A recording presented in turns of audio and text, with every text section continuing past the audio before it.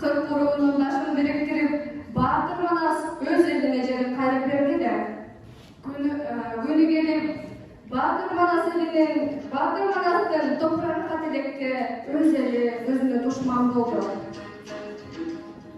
Batırmanas'ın tuyağının öz döngülüne bakıp oldu. Gezi gelip er jetse öz eline kara gelip uyut buluğu jurtunun tuğsunu götürüp ayında belgerdi bekem boğula, çınılı uğulu östürüm desenger, jamanda aytıp joygula, jakşını aytıp jaygula, kılım karıttan kırgız elin saktap kalalı.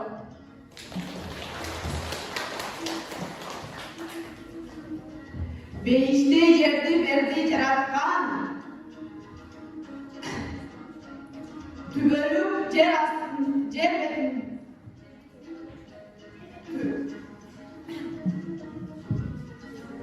Tübörük cerbetinde kalıcıday, cer üstünde bakmaya kaldım. Nayzer krep, cer talaşıp, birimiz birimiz cakmaya kaldık. Kırk kuru çaçıldık, birimiz takıldık.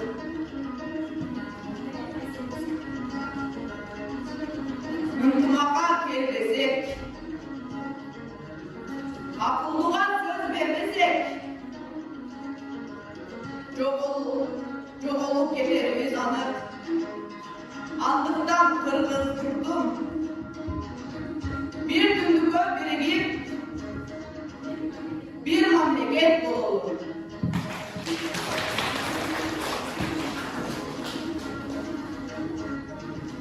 Geriye kayyuma tıktım. Yaşlığımdı, kuş mevkilimdi, elimdin belirdi gücün anladım. Ulu ucutla baş oldum. Armandu başka iş düştü, kabarımdı salmadım. Elim için uğullarımda arladım. Tınçtığın oylup elimdin, aklı aşamene geliştim. Ayaldın korulup namusın, adillik için püröştüm. Çöpüç yığan namuslu, çöpüç yiyin töktüm. Kırgızdın sakkap sağdasın, abiysiz bolup kettin.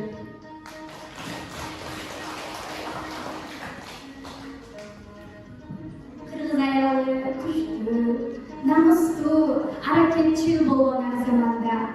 Joldoşun jengil, orun kolundan alıp, bir polontonun üy bülösün baktulu bolup jaşap gelişti. Kırgız ayalı, baylıklı kırgızdardın jaşap kalışına salım koştum. Men Rukiya Saliyeva, Özcan. Var bolgula ayağımızdadı, var bolgula edeler, var bolgula ablalar.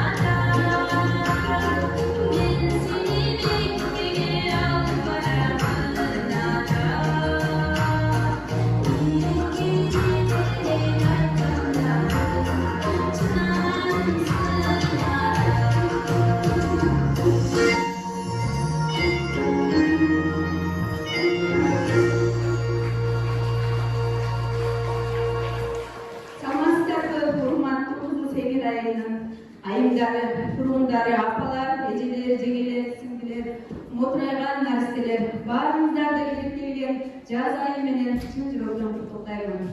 Ошондой эле бүгүнкү кеченин сиздер үчүн апалар ушул наристе таза жүрөктөр менен кошо бөлүшөлү деп чечтик. Бул кечебиздин арналган максатын мен кыскача түшүндүрүп кетсем, анда эмесе бул биздин мектеп окуучулары, келечектин ээлери, сиздердин батаңыздарга муктаж. Өз батаңыздарды берип, булардын келечегине кең жол ачып берүүгө биз өмүр бою кызматтабыз. Илим окуучулары, мектептин илим окуучулары жөн гана ырдап бийлеп калбастан ыр жазып, аңгемелерди жазышып, ошондой эле жакшы олимпиадаларга катышып, келечекте кызыл сеңирди өнүктүрүшүнө салым кошот деп ишенебиз. Анда эмесе бүгүнкү кечебизди ачык деп жарыялайбыз. Кош келипсиздер.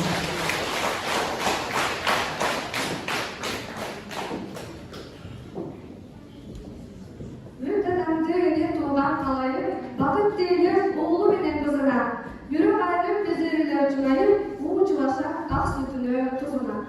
Эң биринчи эне сүтүнөн келбиз.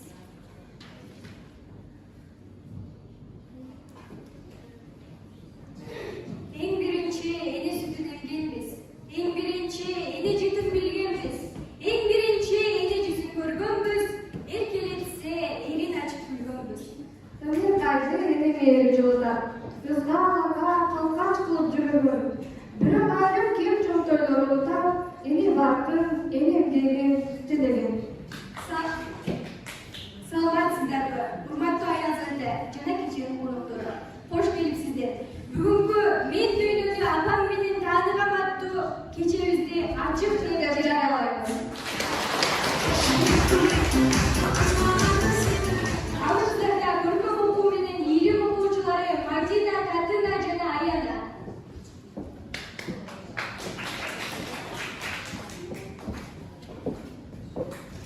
Турат Кожомбердиев, Улукбек Оркеев, сен өзүң кала берчи дүйнө болуп. Апаке чыдамга теңдеш берем. Таппадым мержем менен өлчөп бирин.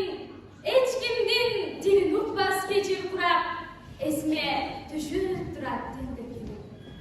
Таппадым жай олтурган бош күндү. Күймөнүп карабачка топтугумду. Башкалар сабыр кылып чыдай албас. Көтөрүп жүрүп турсун шоктугумду. Кыйналсам сен да мындай соолду. Агүлсөм жүрдүң кайра толукталып, айлаттым көпөлөктөй маңдайымда, агыздым шамалына болдум.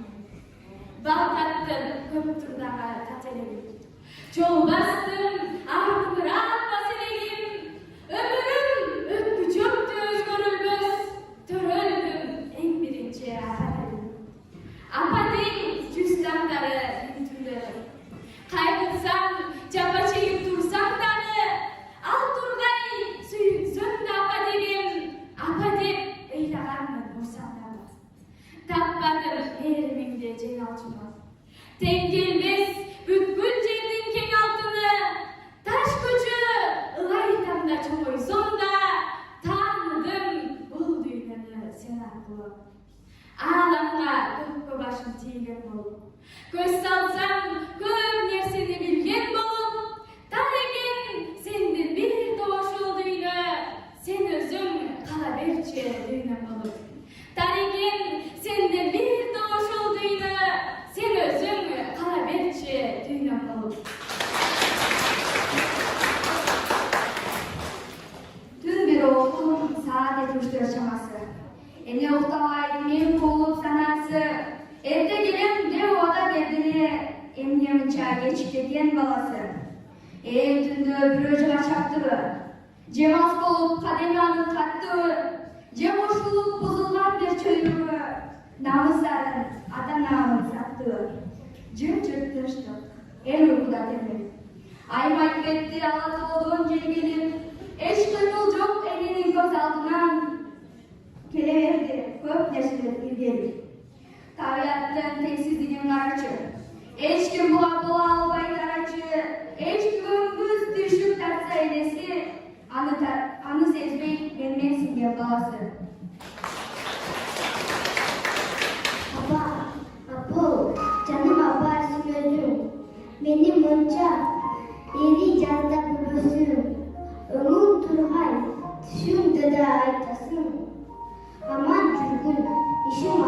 üzülüyorum. Apa, Abu, canım apa üzülüyorum. Men deb yürü, umid boyu ölsün.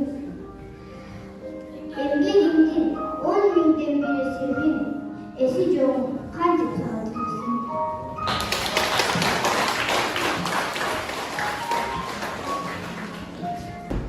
Алдыңыздарда үлкен оқиғадан Агенон Тобиков.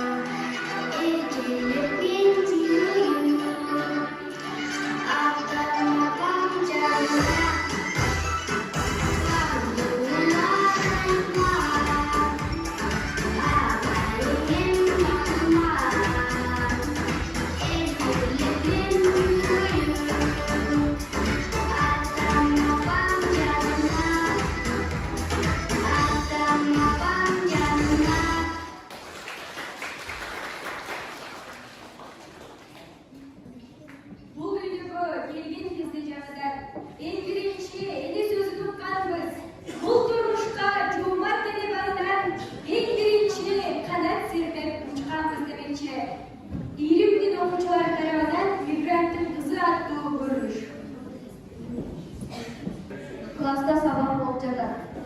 Ece okuvchilarga ertangi atamalarni chaqiruva tashma berdi. Salomsizlar bola? Salomatsizmi? Ertangi atamalar savol o'tdi. Bargan atamalar bersin. Atamalar kelgandan beri safar chaqirdi. Arnalarning atamalari yaxshi o'qiladi, yaxshi bo'ldi. Olimpiadalarda o'rin olishdi.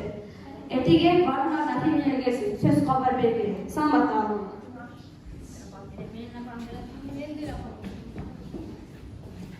Bu jolda apam gelmese gerek. Makul bir jol çalıp koyayım. Alo apa? Oğul kızım neredesin? Жақсы апа, өзіңіз? Жақсы, emne oldu? Апа, ертеңгіге енелер мектебі болады екен. Бұл жолда мен үшін ешкім келбей қалады. Kızım, özün görüp turasın go. Biz de oynap жүрген жокпуз да. Силерди багуу үчүн иштеп жүрбөйбүзбү? Тайының айт, шарты болсо барар. Апа, тайыннан орупчу келе албайт го. Үй дедиңер, буга да чыдадык. Машина дедиңер, ага да чыдадык. Атүгүл магазинде албадыңарбы, эмне келбейсиңер? Биз кыйналып кеттик, апа. Чыда кызым.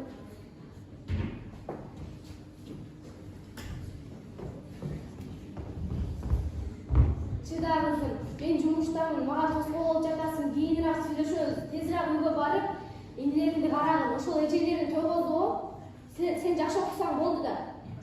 Алло, апа. Апа. Өчүрүп коюптур. Апа, биз силерди сагындык. Качан келесиңер? Биз ушунчалык силерди сагындык. Мээримиңерге зарбыз, апа. Мен силерди сагындым.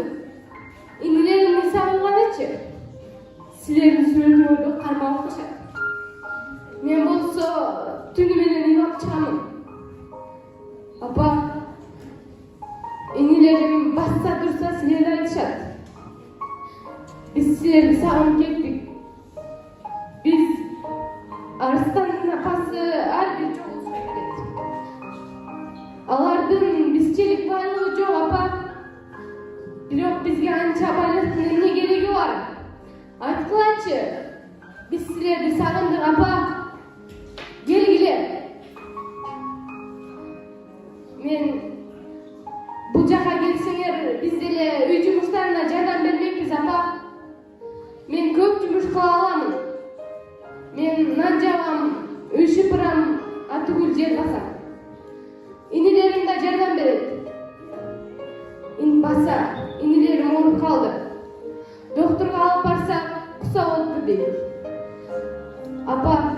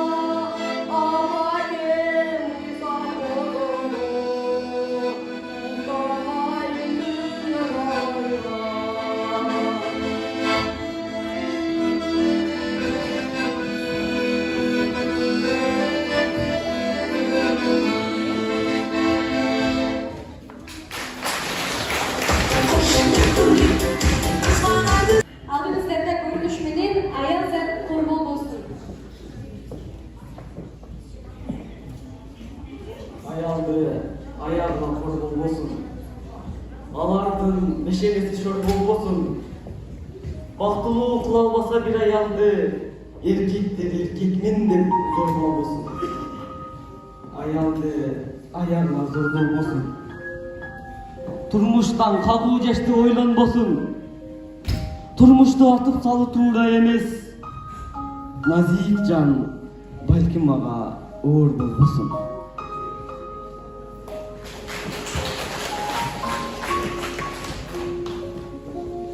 Аттин аял заты. Аял эне, аял жар, аял назик, аял ыйык зат. Пайгамбарлар аял затын сыйлагыла деп бекеринен айтпаса керек. Колумда көрсөк көрмөксөн, билсек билмексен болуп келебиз. Турмушта боло берет. Турмуш өзү муш деген сөздүн артында канча кайгылар жатканын билип турсак да, көрүп турсак да көз жумуп коебуз. Айттың, бул өкүнүчтүү. 2020-жыл жолдошу менен 25 жыл турмуш курган аял эжесинин үйүндө бир күнгө кармалганы үчүн моюнуна дөңгөлөк асылып кордук көрдү. Аял кишиге кол көтөрүү беренеси менен жазага тартыларда жолдошуна тосмо арыз жазып, аны жазадан сактап калды.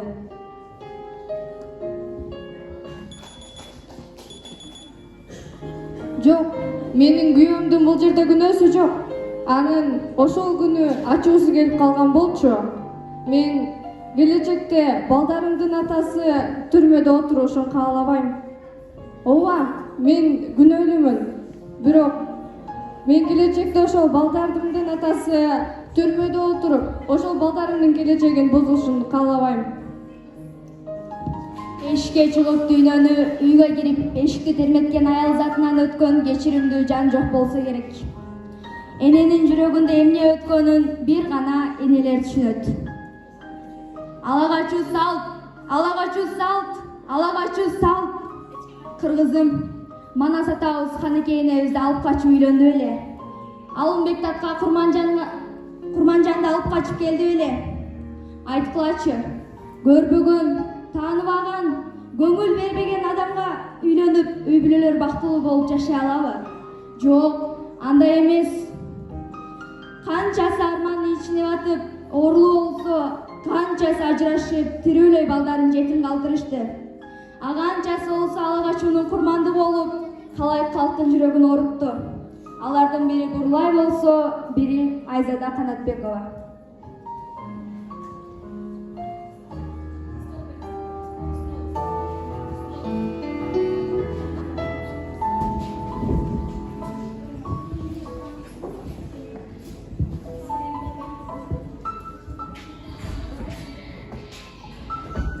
Качып турасыздарбы? Айтып бергиле, мен силерди сотко берем. Силерди билесилерди.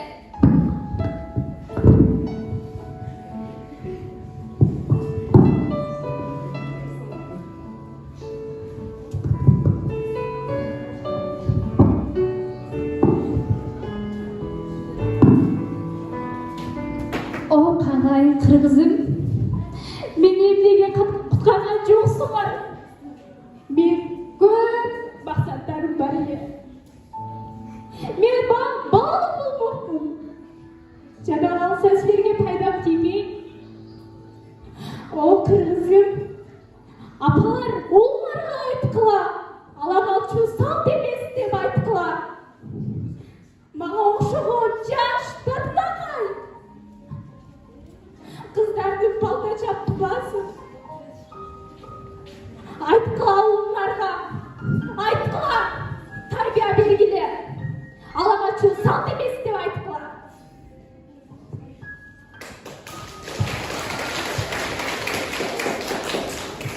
Алагачуу салт эмес. Алагачуу салт эмес. Алагачуу кылмыш. Ооба, зордук-зомбулуктун арты тыйылбай келет. Мына кече эле Аселяттуу жап-жаш келин өз жолдошунан кордук көрүп, жүрөк кейтип турган чагы.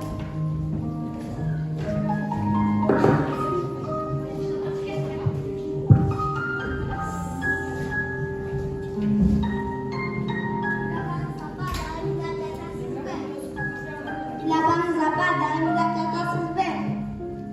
Ыйлаган жокмун алтын балдарым. Эми силер менен чогуу баса албаймын. Жада калса мектепке чогулушка да барабын.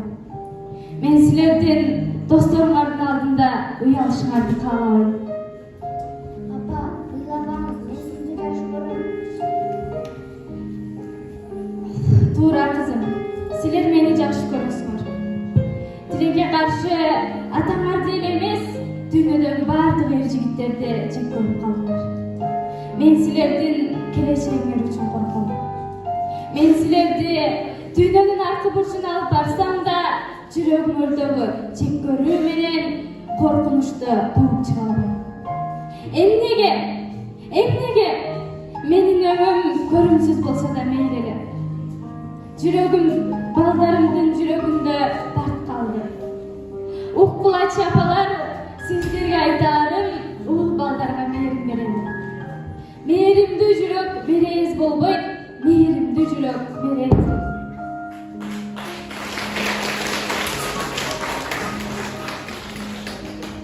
2021 жыл май айында жактырган кези чек ара айыл эли тып-тыныч жашоосун өткөрүп турган чак еді.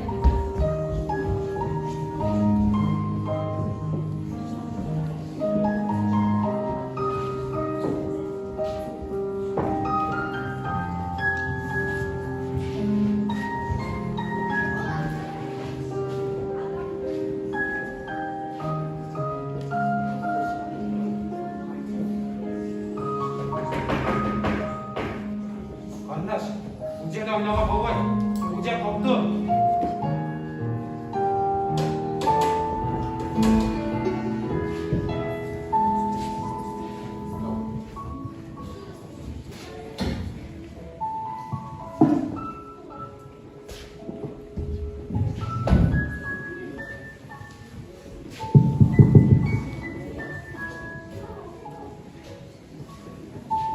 Мен ким элем? Мекенімде кыз элем. Мекениме чет болууну самаган.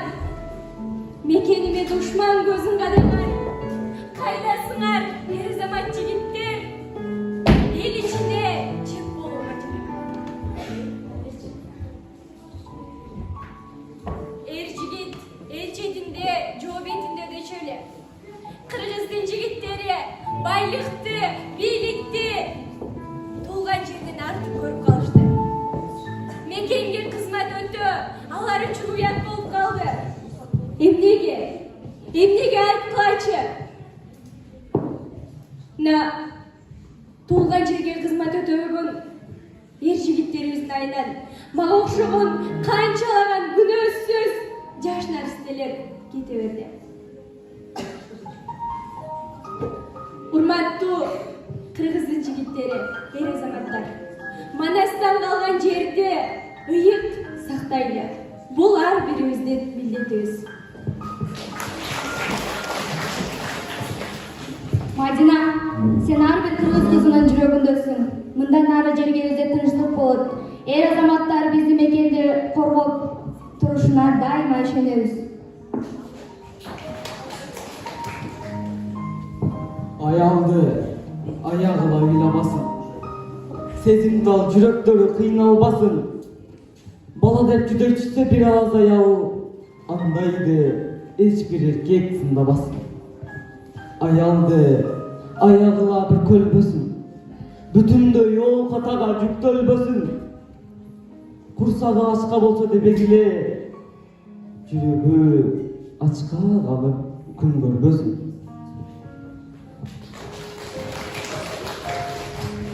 Кокуй, паланчанын кыз имиш.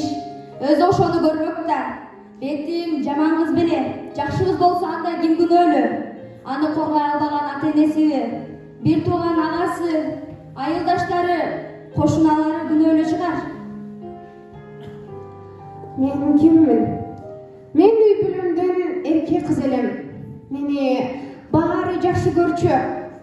Досторум да, айылдагылар, кошуналарым да баары. Мектепте окууларым эң жакшы эле.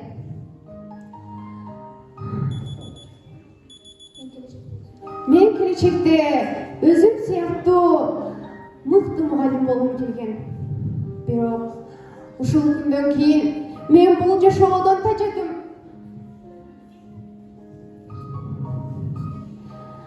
Бирок Бирок буга баарыңар күнөөлүүсүңөр. Ооба, баарыңар күнөөлүүсүңөр. Аталар, аялыңарга жакшы мамиле кылбадыңар. Апалар, балдарыңарды, кыздарды аягына үйрөтпөдүңөр. Коомдо жаман бала бара жатса, кол шилтеп тим болдуңар.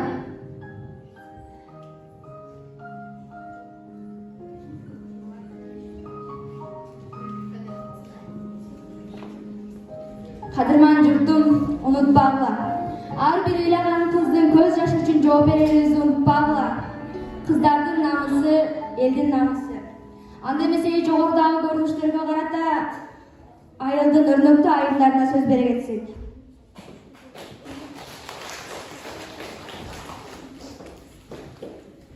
Урматтуу келгенсиздер, сиздер айылдын кадырман апаларысыздар. Алардын келечеги үчүн күйүп келдиңиздер. Анда эмесе ушул көрүнүшкө кыскача баа берип кетсеңиздер. Ким күнөөлүү? Ушундай окуялардын келип чыгышына кимди күнөөлөйбүз? Же баарына баягы аял заты күнөөлүү? Саламатсыздар, урматтуу кыз айымдары. Биз бүгүн мына балдарыбыздын өнөрлөрүн көрүп толкунданып отурабыз. Албетте буга биз өзүбүз күнөөлүү деп ойлойм. Азыр турмуштун ар кандай шарттарына байланыштуу ата энелер талаада жүрөт. Нандарын терип жеп ушу бала чака багам деп. Эми коомду күнөө деп айткым да келбейт. Бул абдан жүрөк оотарлык көрүнүш болду. Рахматына биздин балдарыбызга. Ушулардын жүрөгүнө жетип, ушул таасирлүү нерселерди бизге көрсөтүп берген үчүн бул таланттуу балдарыбызга өтө чоң ыраазычылык билдирем. Албетте мен да жүрөгүм ооруп жатам бери ушулардын ар биринин жүрөгүнөн өтүп аткан маселелерине кыйналып отурам да. Ушул аман болсун, ушу балдарыбыздын келечеги кең болсун, өздөрүнүн ойлогон ой максаттарына жетип, заманыбыз тынч болсун. Кыздарыбыз, аялдарыбыз кор болбой, эркектердин ардактаган инсандары болсун деп ойлойм. Ошол баарыңарга ийгилик үмүт ак, сага ийгилик балам.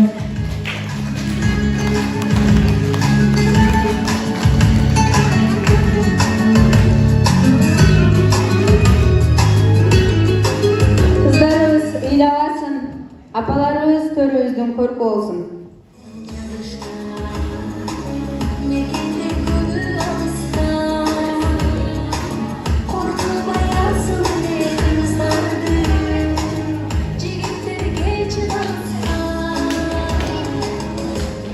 Алдыңыздарда 20ден жаш кичинекей окуучулардан бий болмокчу.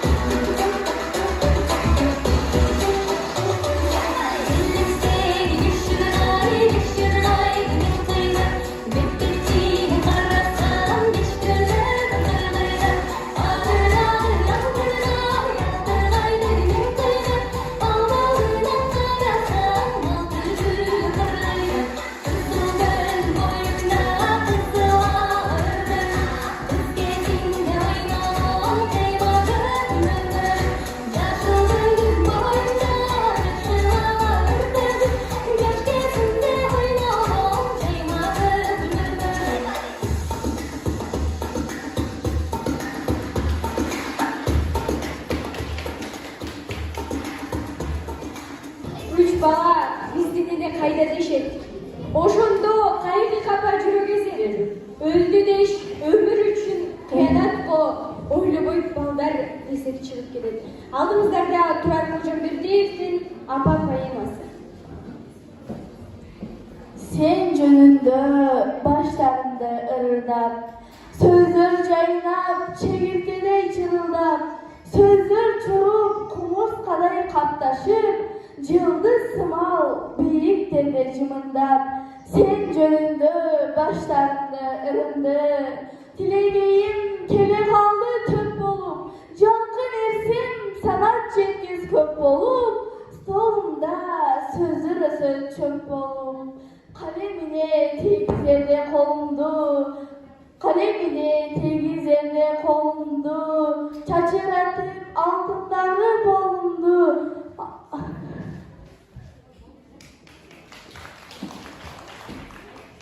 Dayardanın uzak çocuğu basılgan. Bilendenip kendi gazulga, izden sözdün gidiktü sınasılın, tiştep görüm sağır bazulgan. Sargayamın salam bardık dilimde, salın oşoru devirönüm ilimde, kımınday da kıntıktı söz girbesin, cıttap görüm tegizemdi dilimde. Alыс жақта жүрген болчу қаралды. Апаң оору деген угуп кабарды, шашкалактап тынчым кетти заматта. Билбей калдым кандай айла табарды. Келди келе арам куркуч куракка. Сызып барам сен жашаган туракка, катуу капар адеп алат маземди. Koңuz sumal kirip alıp kulağa. Üy aldında elder kalgan toktuşup. Meni kaçan keletteşip joktuşup. Apam aran çıdap jatkan turbayбы. Kulununa söz aytууга koştuşup. Soğulup çalgı тийген urandı. Közü deli turdu ottu kıranday. Ona lақтап arga tapпай жатыпсың. Алкымындан кырсык мыкчып жыландай. Азыр деле ичке катам сырыңды. Анда уулуң араң өзүн карманды. Айтам дедим керезиңди көз жайнап. Ага бирок таба албадым дарманды. Bir mal başın men tarafıma ısladı. Söz aytkansız bирок табыш çıkmadı. Ahırında erindir ağarıp. Apam çirkin tübölükö uxtadı. Çimirildi karargının barısı. Kanca kişi soğuk kanın karaçı. Жалғыз koyup apam menen ölümdü. Жардамдашып бола албадык арачы. Ачыштырып ал кырсыктын жаратты. Сынып калган сынат өмүр канаты. Өлгөн күндөн бери мынча болду деп өтө баштай ай жылдарды санатты. Тагдыр кээде алып кетет керекти. Almaştırıp berip koyup bölüktü. Apa senin alıp moynundun orduna. Uğulu bumşuk kucaktadım terekti. Kırkılgandan kança doğru jetildi. Kıyaldardın mezim okop ketildi. Öngü üşüp arkay burçta otursak. Üydün içi elestedet çekildi. Sana çarçap tuyuqtarga kamıldı. Uyku gelbey termelenip dağıldı. Üydün içi üngür öngüyü koңulдап. Uğup жатқан шамалды. Sana çarçap tuyuqtarga kamıldı.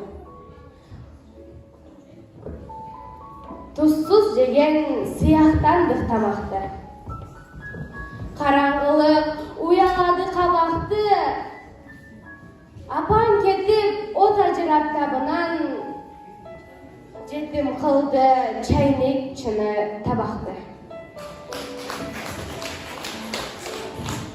Баягыдай короз үнүн улаган. Түндүктөрдүн түтүндөрү булаган. Бары турат бир гана сененен жок. Эркелетип маңдайымдан сылаган. Таныш тоолор таалай сыры чечилген. Таныш торгой күзүн көңүл көчүргөн. Барымында жалгыз гана энем жок. Шоктук кылган чактарымды кечиргем. Гүлдөр таныш, таныш учкан арылар, таныш балдар, таныш деги карылар. Бир гана сен апам жоксуң жанымда, турмуштагы баягыдай бары бар.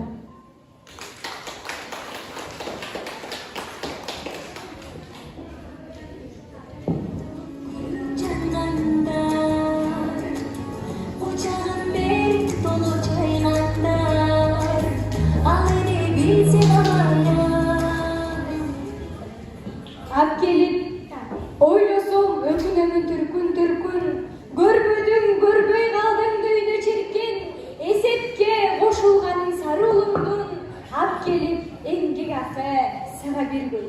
Алдыңыздарда жеке номер менен Назбекова Ширин.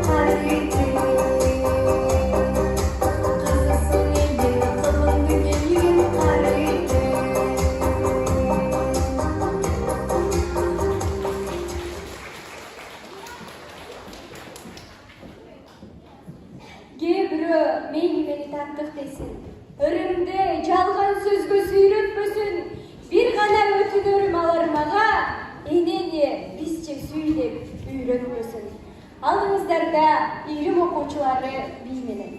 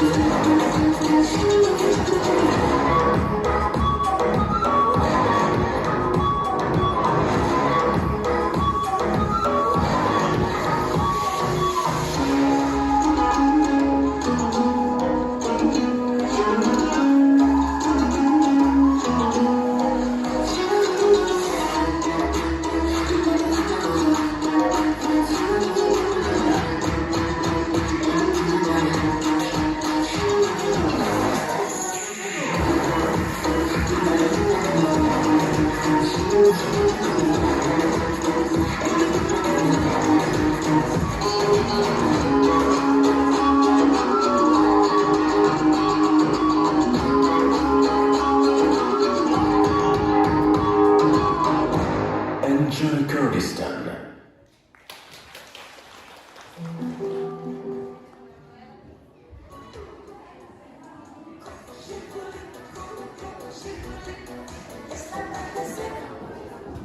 Кыйбатым энесini чопонумга, коюучу орун таппай ойдо кырда, өзүңө жүрөгүңдү зыяраттап, эскирбес эстелигиң калды өрдө. Алдыңыздарда эркек балдардын артынан баланы туура тасыялоо боюнча көрүнүш.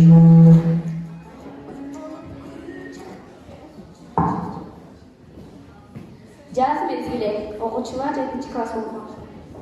Саламатсыңар балдар? Биз бүгүнкү кыргыз тил сабагыбызды баштайбыз. Андыктан үй тапшырмасын сурайм. Токтогулов. Үй тапшырмасына даярсыңбы? Эмнеге даяр эмессиң? Сен дайыма эле 2 алып жүрө бересиң. Отур дагы 2. Сатыбалдиев. Мен үй тапшырмасына даярсыңбы? Тыштаңгыла балдар. Айткана. Эмесме? Азыр эле даярмын деп жатпадың беле? Нургазы, сен өзү жакшы окуучусуң. А бирок сен барган сайын бузулуп баратасың. Же балдар сени артка тартып жатышабы? Жок. Олтур, анда 2. Абдыжалилов. Үй тапшырмасына даярсыңбы? Даярмын. Тыштаңгыла балдар. Сатады оштеп, саттын атын билдирип, ким эмне деген суроого жооп берет эчке. Азаматсың Арналбек, мен сенден үмүтүм чоң. Сени жакшы адам болот деп ишенем. Балдар чыгыш болуп калды, силер бошсуңар. Балдар үйгө кетишти. Кийинки күнү балдар окууга келиптир. Адатынча балдар тамеки тартууну улантышты. Сен кече, не жекенин көзүнчө бизди уят кылдың? Эркекте жүрсө, дагы бар жогол бар, кыз.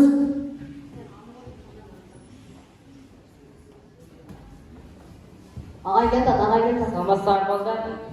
Эмне урушуп жатасыңар? Ушпай эле. Силер экөө эмне урушуп жатасыңар? Эмне тамеки тарттыңарбы? Жок. Жарашпаган. Сабак бүттүбү? Эмне турасыңар? Тезден кеткиле. Саламаттагы. Агай өзүнчө кыйкырат да бизге. Балдар, эже айтпадыңбы? Чоңдордун артынан киши окуйт деп. Эмне узасың? Сен акымаган көрүп жогобу? Бач балдар, мен үйүмдө ишим көп, мен кет. Майымызда кеттик бас. Aradan жылдар өтті. Баяғы атын жайылып, чет мамлекетке оқып, мамлекетке салым қошты. Ойнатып іздедім, ұмытпай бақтың көкөніп, алқалап менің жамалым, қарыз біз сізге селен. Досым, баяғы біздің класстағы профессор Ашол барлығы, ошол Америкадан келіп тұрған. Келіп бе? Онда шақырады. Азыр. Алло.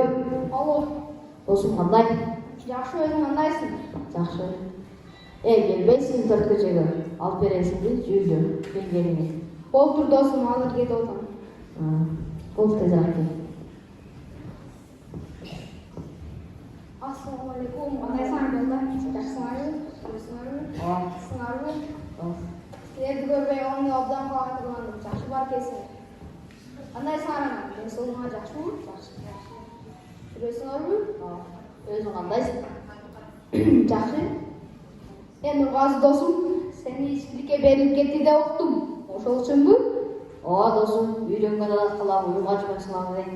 Досым, мені сауықша батыне келген емес, атам жылдар бойы Россияда іштеген, апам отырышта күні түні тұрмай жүрген. Жада қалса, үйге келсең, еш даядан қойшы. Сауығыма да көңіл бөлген емес. Аны қой досым, өзің қайттың? Досым, өзің деле бала шақалы болып қалғанырсың, мен жүрем да. Досым, еко, жоқ, үшеу екен. Мектепке барып келіп жүршет. Шындығында қаншаншы класс екенін білмеймін. Киім келе ақша, кітепке ақша деп сұрай берші. Досым, ата-енеңді күнәлейсің. Өзіңдағы балдарыңа мейірім жақсысың ғой. Қаншаншы класста оқиды екенін да білмейсің. Сен Мариет досым, қандайсың? Бала шақалы болып қалдың ба? 3 қызым бар. Бірінен өткен бірі сұлу. Жақында той. Аяшың айда үргенмін. Азыр жаш қызмен сөйлесіп жүрем. Ертең сен де билейсіңдер.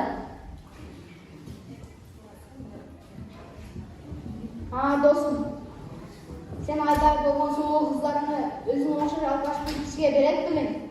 Қайдан айтпайшы, мен 3 қызымның тырмағын да қарматпаймын оларға. Көрдің бі досым, башқаларда сендей болған алқашқа қызын бермейді да. Андан көрі өзіңнің аялын алып кел.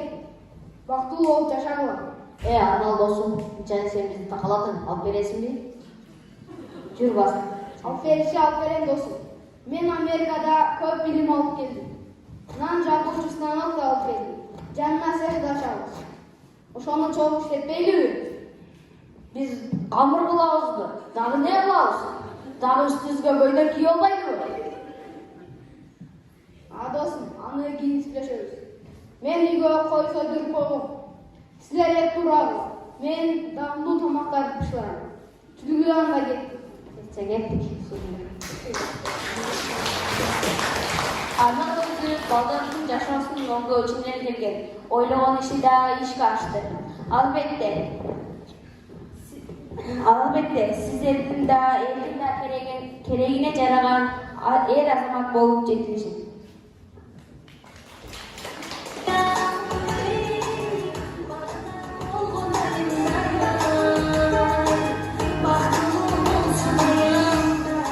Анымыздарда Қошқоров Нұрисламның атқарусында қолымыз менен еңбек маршы.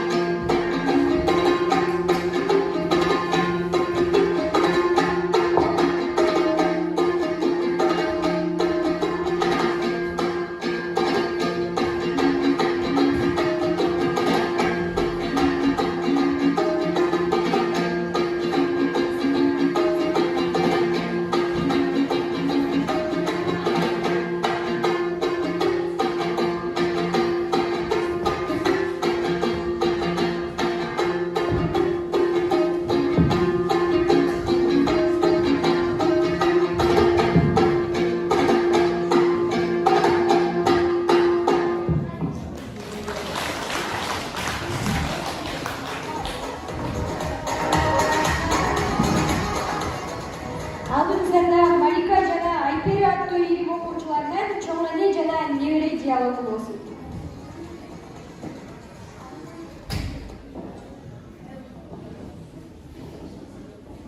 Çok önem var benim. Tayakka jönöngön. Enkeyip ondoytal. Yerinde kөгөргөн.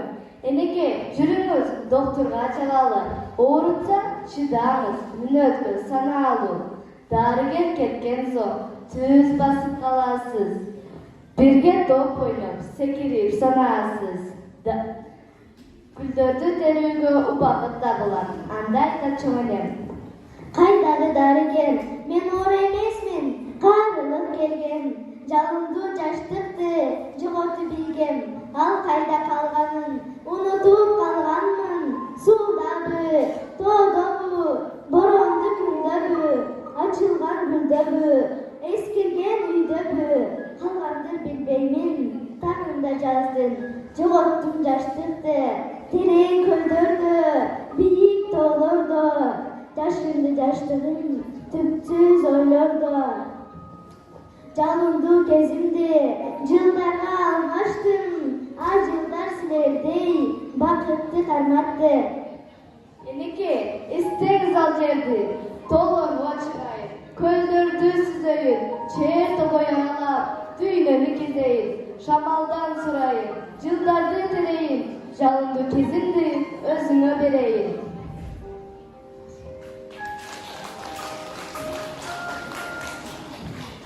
Разычылык билдиребиз, сандыгы салдыңыздарда өзбек бийи менен Асел.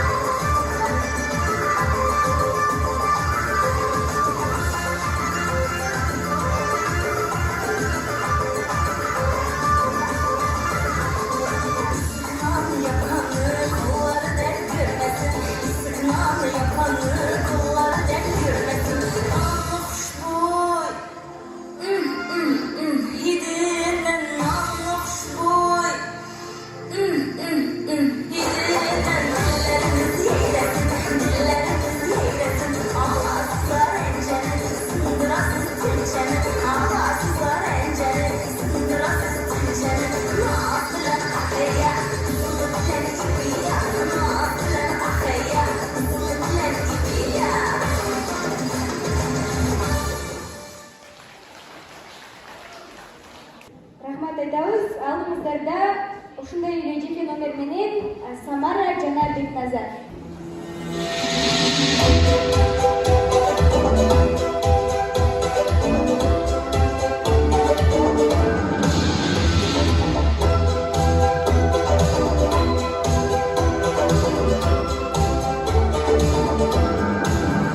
Oh, I can't explain. Every time it's the same. Oh, I feel that it's real. Take my heart. I've been on way too long. Oh, I can't be so strong. Take a chance for romance. Take my heart. I need you so. There's no time. I let it go. Cherry, cherry lady, rolling stones of motion. Love is where you find it. Listen to your heart. Cherry, cherry lady, living bringing devotion. So it's like the first time. Let me take a run. Cherry, cherry lady, life is not tomorrow. Take my heart and lose it. Listen to your heart. Cherry, cherry lady, to love you is to love you. If you call me baby, I'll be always yours.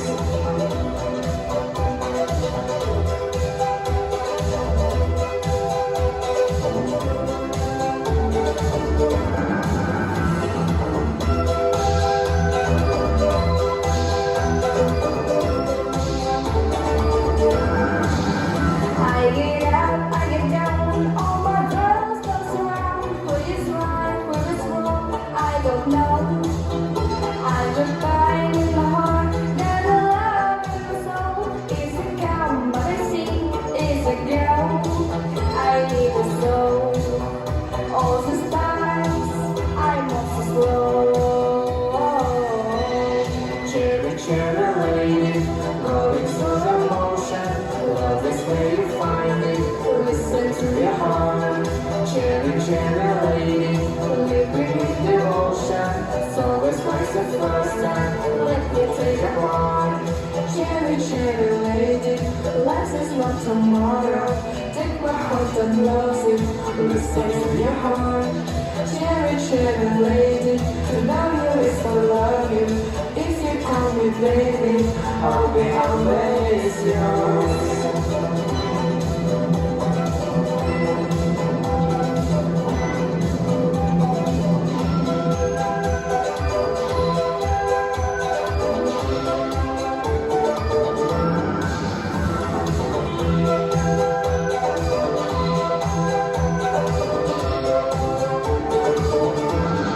Cherry, cherry lady, going through the motion. Love is where you find it. Listen to your heart. Cherry, cherry lady, living in devotion. So it's like the first time. Let me take a run. Cherry, cherry lady, life is not tomorrow. Take my heart and lose it. Listen to your heart. Cherry, cherry lady, to love you is to love you. If you call me baby, I'll be always yours.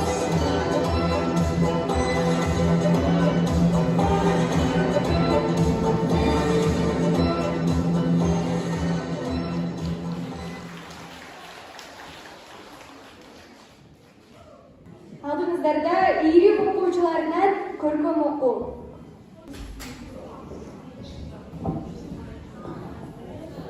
Орутпа менин апамды. Бакытын издеп баладан, багына аны баалаган. Бактылуу кылып балаңды, аман соо жүрчү жан апам. Жараткан бардык балаңды, тараткан бардык адамды. Мээринин чексиз бир Алла, оорутпа менин апамды. Жаралган менин канымдан, жашоого өмүр арнаган. Алакан жайып тилеймин, амандыгыңды Алладан. Кыялым жакшысында, жаманында, кия албай себеби баламында.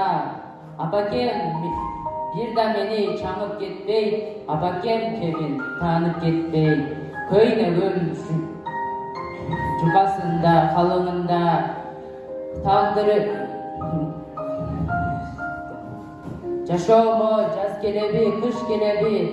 Бир гана апам мени сүйүп турат, бир гана апам мага ийип турат. Чөнтөгүм жукасында, калыңында, тагдырым караңгыда, жарыгында. Бир гана апам жолум аттап кетпей, кыйындык башка түшсө таштап кетпей. Апакем жалгыз адам, жалгыз адам. Апакем чындап мени аяр. Амансызбы айланайын кичинен, алаксытып койдум бекен ишинен. Эмне берип жиберейин дегенде, мээримиңиз керек дедим ичимен. Күйпөлөктөп кыйышып байлап жолугум, күндө эстеп жатса керек жоругум. Дүйнөдөгү таттуулардын ичинен, намын даамын таппай оорудум. Salganımız kendi jarıp unuttu. Seninle çalınganday tunuksu. Ömrümde uzak çuğday sezildi. Örüp kalıp taza balı kurudu. Sağınıştan kötörülüp kan basın. Sağınıştan kötörülüp kan basın.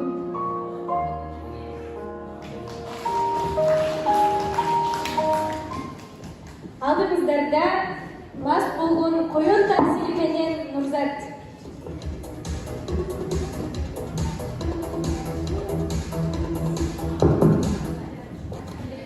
Медина Алыбаев мас болгон коён. Жөн эле же чындаппы? Айтор кирпинин марты кайнап, үйүнө конок чакырат. Конок болуп, коён да барат. Ордунан араң туруп, kirpiге kolun sunup, "Getir uyga!" dedi, tilim bulduruktap. Anda kirpi mınday dedi. "Ey dost, sözgü okulak dost, iyi tokoyğuna bilger ölüp kalasın. Жақындарға арстан келіп қалыпты да уктум. Андан көрі жатып сал, соолуп ком, десе да коён көзбөй мындай dedi. "Ey ошол арстандыбы? Мен аны жеймин, чайнаймын, терсин тескерсин, Afrikasına aydayım," деп өз жолуна чыкты. Караңгыда бара жатып, өзүнчө копраңданып сүйлөдү. "Эй ошол арстандыбы? Шашпа, арстан, шашпа. Көргөнбүз арстандан да ашканын, чыгарганбыз далайдын таш талканын" дегенде, арстан алдынан чыгып, "Караңгыда чуу салган сен белең, акмак!" деп ачуулуу үнү менен сүйлөдү. "Караңгыда чуу салган сен белең, акмак! Сөзүңдү сүйлөп жүрбөйсүңбү тактап?" дегенде, коён мас болгонун да билбей калды. "Мени кечиресиз, аксакал, сиздин аялыңыздын, балдарыңыздын урматына деп көтөрө берипми көп бакал аксакал" деп ыйламсырап сүйлөдү. Ал эми коён андан кийин ичпес болду. Арстан болсо өзүндө ичкиликти сактоочу, кошоматчыга жактоочу. Алдыңыздарда Айпери Асанбаева жеке номер.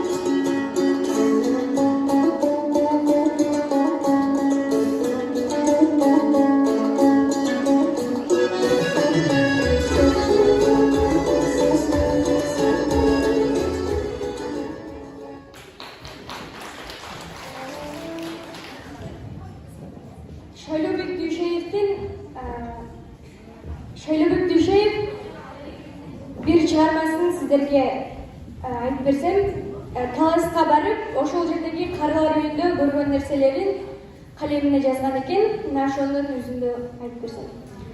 Таң мүлкүн талап алып, талаага кууп салган жакындары, куурагыр куудай кылып чачындагы, өзү жуп өз кайгысын башындагы, таласты кемпир жүрөт пайгамбар жашындагы. Калайык каглайын, калкыңа талас баткан, кадимки манас баткан, калкыңа кыргыз баткан, кадимки чыңгыз баткан, бир кемпир баткан жокпу. Көр кылдыго көңүлдү азыр заман, көчүп барат көзүмдөн акыр заман, тарыхыңда кыргыз эл жок эле го, эн атасын кыз уулу батыр бар. Жүрөктө айыкпаган жарам бар дейт. Үйүм бар Тянь-Шандын оттугунда, үйүмдөн кууп чыккан келиним балам бар дейт. Өмүрдү өчөрүндө муз кылбай дейт. Өзүмдү өз уулума муш кылбай дейт. Кудай-ай, алып тынсаң болот эле, куураган күндү мага туш кылбай дейт. Мал жетсе ушул жерден өлөт дешет. Мал өлүп калган өңдү көрөт дешет. Эки-үчөө тележкага салып алып, трактор менен чогуп өмөт дешет. Мезгилден металл кийген, жолунда куюндаган, агызып жатат жылдар, айылдын ыйынбаган. Эгерде эртең алар көз жумушса, киндик кан тамган жерден топурак буйрбаган. Ырысыбыз безип барат көздө бар. Ыйманыбыз кетип барат поштованы. Экке мал тапшыргансып, тапшыра башташты азыр карыларын. Көлдө, чүйдө, жана калса оштода. Карайчы пулдарыңды. Колуна бийлик келсе, корсоңдо өз элине манап болгон. Карайчы кыздарыңды. Кыздарын кырчынында талап болгон. Балдарын таштаган аз келгенсип. Эми бизде атаны таштамай да, энени таштамай да адат болгон. Кыргыздар токтогула. Энесин таштаганды, атасын таштаганды эл журтка кошпогула. Кыргыздар токтогула. Токтоосуң кайгымын каттайт бир күн, каныңды кактайт бир күн. Энесин таштагандар эртең эле элине азап түшсө, элин да таштайт бир күн.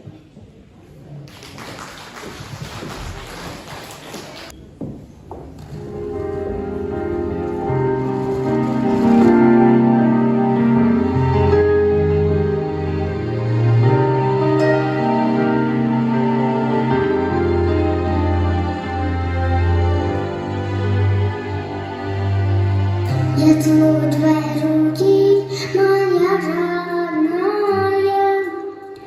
Ты нежнее всех на свете, я точно знаю.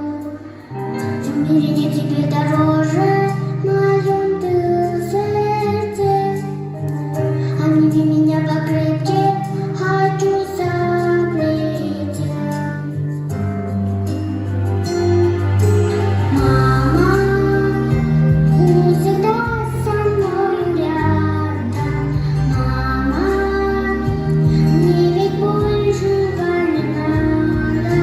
Мама, только не грусти, ты меня за всё. Мамочка, прости, ты слышишь, мама, всегда со мной рядом. Мама, мне ведь большего не надо. Мама, только не грусти, ты меня за всё. Мамочка, прости.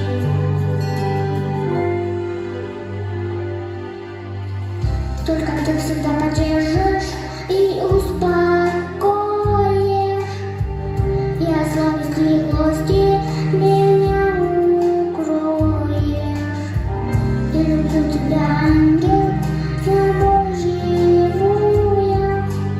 С благодарностью я руки твои целую.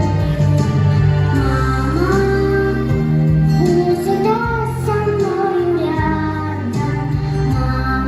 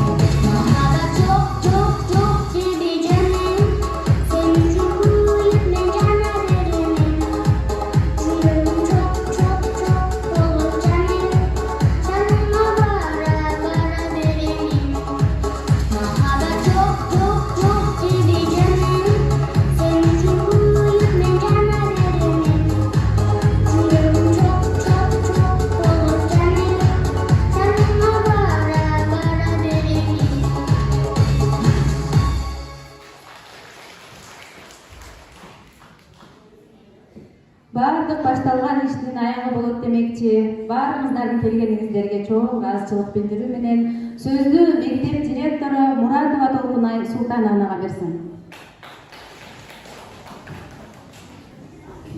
Саламатсыздарбы, урматтуу ата-энелер, мугалимдер жана биздин сүйүктүү окуучуларыбыз. Баарыңыздар куш келипсиздер. Мына бүгүн 3 саат бою сиздерге биздин жаш таланттар өздөрүнүн таланттарын, чыгармачылыгын көрсөтүп, сиздерди кубандырып турат.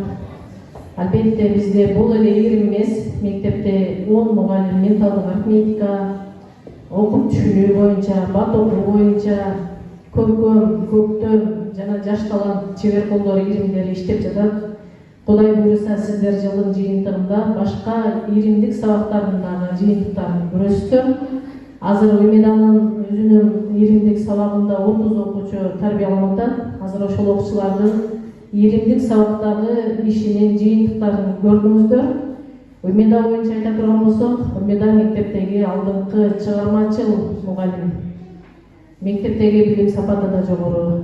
Балдарга билим берүү менен бирге мынтип таланттарын таптап, эл алдына алып чыгып, ушулардын кичине бир жалынын чоң бир кичинекей учкунду жалынга айлантып атат да.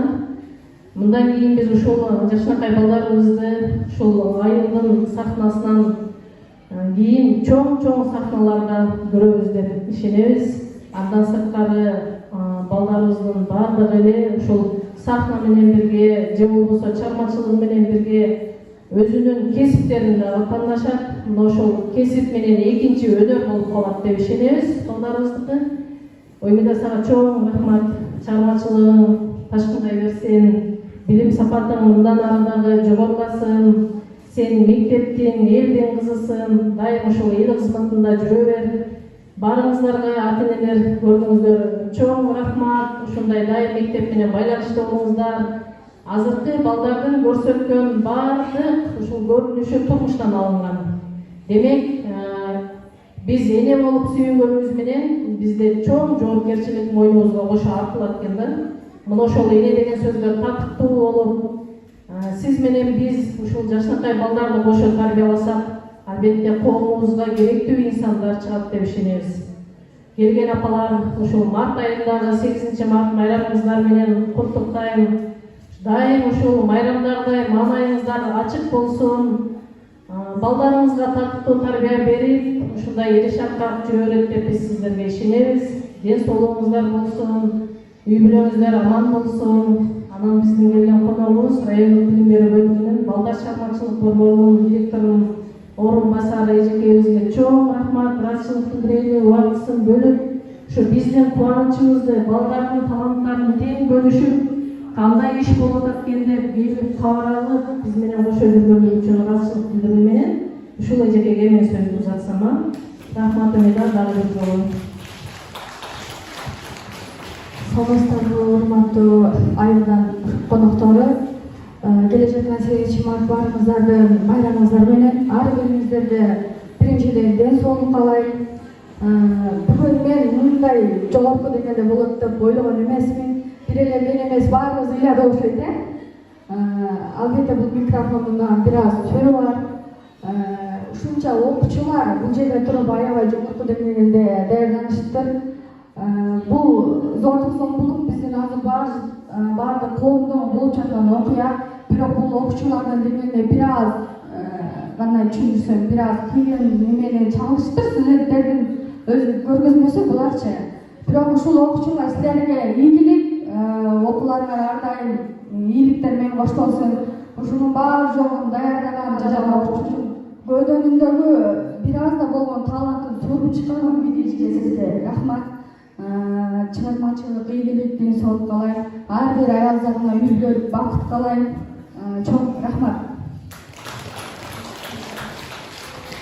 Рахмат сиздерге. Андемесе бул жерде сүйлөй элем деп отурган Санабай эжекебиз бар, ошол маданиятынын башчысы, китепканачыбыз келген жана айыл апалар, сиздер да балдарыңыздарга кабыл тилек айтып кетсеңиздер болот. Мына бүгүн урматтуу ата-энелер, урматтуу мугалимдер, ошондой мына өзгөндөн келген кызыбыз отурат. Мына бүгін ушул балдарыбыздын, кыздарыбыздын жакшынакай ушу ийгиликке катышкан кыздарыбыздын, балдарыбыздын таланттарын көрүп өтө кубанып отурабыз. Ушул маданиятты көтөрө турган, ушул келечекти көтөрө турган ушул балдар, ушул кыздарыбыз болот. Ушул даярдаган Үмүт эжекебизге чоң рахмат айтабыз. Мындан ары дагы ушул айылдагы жаш таланттарды ийгиликке катыштырып, ушинтип жакшы иш-чараларды өткөрө берсин. Бардык мына энелерди кирип келген 8-март майрамыбыздар менен куттуктайм. Ар дайым энелер бар бололу, ден соолукта болойлу.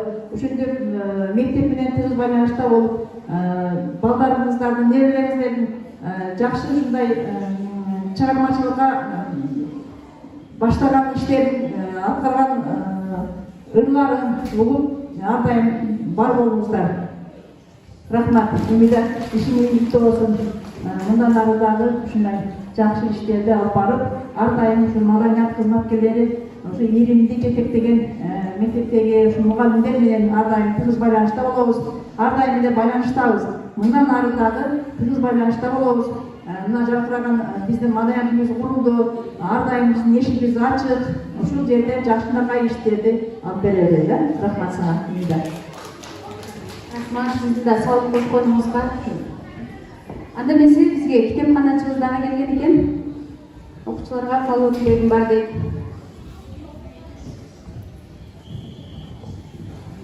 Саламатсыздарбы, коноктун кечендеги коноктору, мугалимдер, апалар, окуучулар.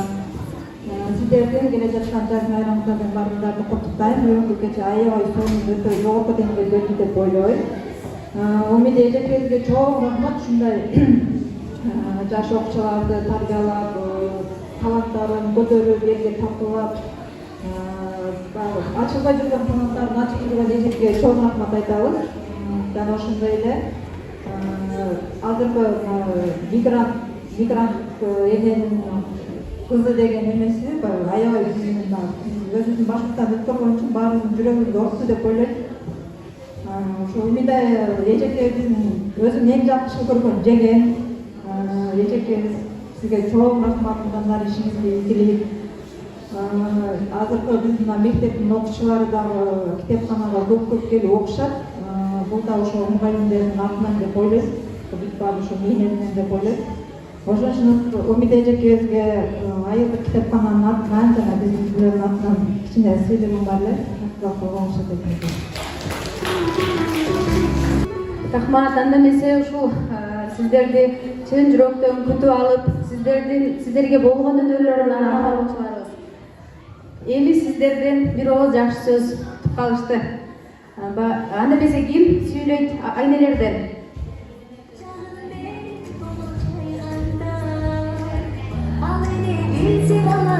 Урматтуу апалар, Кызыл Сейилдин тургундары, биринчи байлык ден соолукта болсун.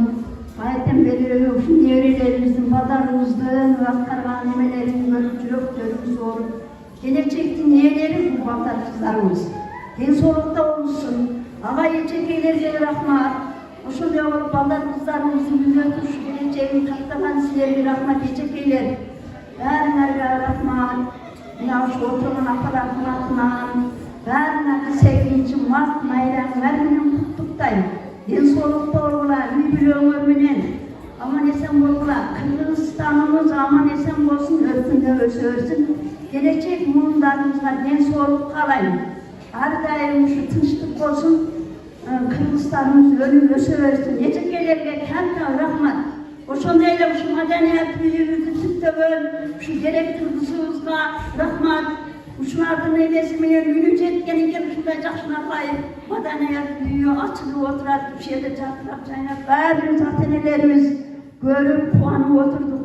Силерге рахмат. Баарыңарга аман эсен болгула, үй бүлөңөр менен майрамыңар жакшы өссүн.